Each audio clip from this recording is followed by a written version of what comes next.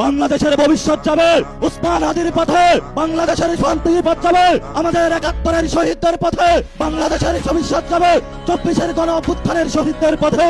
যদি এই পথে বাধা হয়ে দাঁড়ায়, আমরা তাদেরকে প্রতিরোধ করতে প্রস্তুত আছে ইনশাআল্লাহ। আমরা সেই দিন শাহবাগে দাঁড়িয়েছিলাম, সরকারকে আলটিমেট দিয়েছিলাম। আমরা কালকে কাউরান বাজার যাচ্ছি, এরপরের দিন ফার্মগেট যাচ্ছি, এরপরের দিন গণভবন যাচ্ছি। সরকার কর্ণপাত করে নাই। আজকে আমরা পল্টন মোড়ে দাঁড়িয়েছি। আপনাদের জানাশোনা থাকার কথা, ইলেকশনের পরে আমাদের 11 দলীয় জোটের প্রথম প্রোগ্রাম বাইতুল মোকাররমে হয়েছিল। আজকে আমরা আরেকটু এগিয়ে সেখানে প্রোগ্রাম করেছি।